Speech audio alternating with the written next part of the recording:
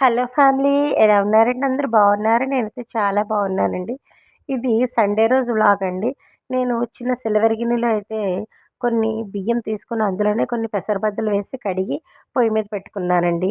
అలాగే ఒక పక్క స్టవ్ మీద శనగపప్పుకి నీళ్లు కొలుచుకొని పోసుకుంటున్నానండి, శనగపప్పు ఉడికించడానికి. ఇవి 2 దేనికి అనుకుంటున్నారనా, ఈరోజు నేను నైవేద్యాలు పెడదాం అనుకుంటున్నానండి. ఆ పక్కన పెట్టింది అత్తెసరు కోసము. ఇదిగోండి, ఇది శనగపప్పు బూరెల్లో పూరణం కోసం అన్నమాట అండి.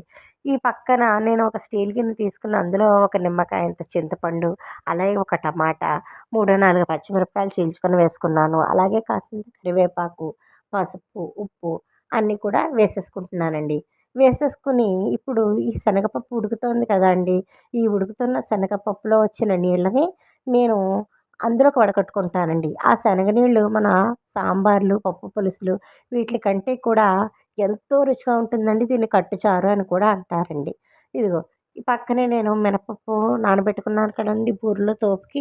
ఇది కూడా శుభ్రంగా కడిగి గ్రైండర్‌కి అయితే వేసేసుకున్నానండి. అన్ని పనులు ఇలా సైమల్టేనియస్‌గా చేయడం అనేది నాకు స్కూల్‌కి వెళ్ళే దగ్గర నుంచి అలవాటైపోయిందండి. ఎందుకంటే అప్పుడు నేను 8:30 కల్లా వెళ్ళిపోవాలి కాబట్టి అన్ని పనులు అలా చకచకా చేసుకోవడం అలవాటు చేసేసుకున్నానండి. అదే ఇప్పుడు పిల్లలకి క్యారేజ్ కూడా పెట్టాలి కాబట్టి నాకు అలా అలవాటైపోయిందండి. ఇదిగోండి, నేను ఈ లోపున మళ్ళీ బూరెలు పూర్ణం కోసం బెల్లమైతే కోరుకుని చక్కగా కొలిచి పక్కన పెట్టేసుకుంటున్నానండి.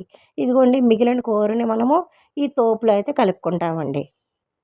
ఇదిగోండి, ఇక్కడ మనకి శనగపప్పు అయితే ఉడికిపోయింది.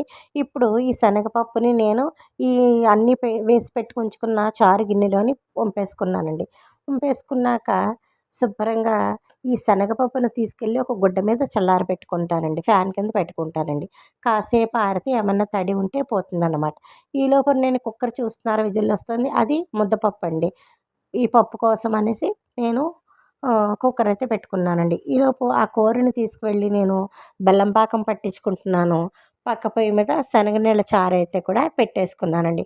ఒక పక్క పాకం అవుతోంది. ఇదిగోండి, ఈ ఆరపెట్టుకున్న శనగపప్పు ఉంది కదా! దాన్ని మిక్సీ పట్టుకొని పూర్ణాన్ని కూడా రెడీ చేసుకున్నానండి. పాకం వచ్చేసాక చక్కగా ఈ పిండి, మిక్సీ పట్టుకున్న పిండి ఏదైతే ఉందో శనగపప్పుది, ఆ శనగపప్పు దాంట్లో ఈ పాకం పట్టుకున్న బెల్లం మిశ్రమాన్ని అయితే వేసుకొని చక్కగా కలిపి పక్కన పెట్టుకున్నానండి. ఈ లోపున గ్రైండర్‌లో ఉన్న పిండిని తీసుకుని వరిపిండి డబ్బా తెచ్చి మనకి కావలసినంత కన్సిస్టెన్సీలో బూరెలకు తోపుకి ఎంతకైతే కావాలో అది వేసుకున్నాను. మిగిలిన పాకాన్ని మాత్రము నేనైతే ఇదిగోండి ఈ తోపు పిండిలో పోసేసుకున్నానండి. అలాగే కాస్త బెల్లం కోరు కూడా ఉంచుకున్నాను కదా! అది కూడా వేసుకున్నానండి. పక్క పొయ్యి మీద చారు మరుగుతోంది. ఇవతల పొయ్యి మీద నూనె కూడా పెట్టేసుకున్నానండి. బెల్లం పూర్ణ ఉండలైతే చేసేసుకున్నాను. ఇదిగోండి, పెద్ద పెద్ద బూరెలు వేయమని చెప్పిందండి మా అమ్మమ్మ. మా అమ్మమ్మ అంటే మా హస్బెండ్ వాళ్ళ నాన్నమ్మ గారండి. నాకు అంత పెద్ద పెద్ద బూరెలు ఉపహారంలోకి చేయటం అలవాటు చేశారు నైవేద్యాల కోసము. ఆ తర్వాత నేను నార్మల్‌గా చిన్న చిన్న బూరెలని చేసుకుంటానండి.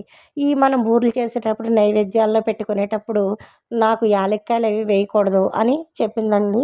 నాకు అప్పటినుంచి అలాగే అలవాటయింది. ఎందుకంటే మాకు అత్తయ్య గారులు చనిపోయారండి. అత్తయ్య గారు చనిపోవడం వలన నాకు మా అమ్మమ్మ ఎలా చెప్తే అలాగే నేర్చుకున్నానండి. తను అలాగే చెప్పేది, నేను అలాగే చేసుకున్నానండి. ఇదిగోండి, చక్కగా ఎర్రగా గోల్డెన్ బ్రౌన్‌గా వేగాయి కదా! ఈ వేగిన బూరెలనైతే నేను చకచకా వేసేసుకున్నాను. తర్వాత మా హస్బెండ్‌కి ఇష్టమని పొంగు బూరెలు కూడా వేశాను. లాస్ట్‌గా శనగనీళ్ళు చారుకైతే పోపు పెట్టేసుకొని ఈరోజు ఇలాగా మా నైవేద్యాలకి కంప్లీట్ అయితే చేసేసుకున్నానండి. ఇదిగోండి, నా వీడియో ఎవరికైనా నచ్చితే లైక్ చేయండి, షేర్ చేయండి, కామెంట్ చేయండి. కొత్త వాళ్ళు చూసి వెళ్ళిపోకుండా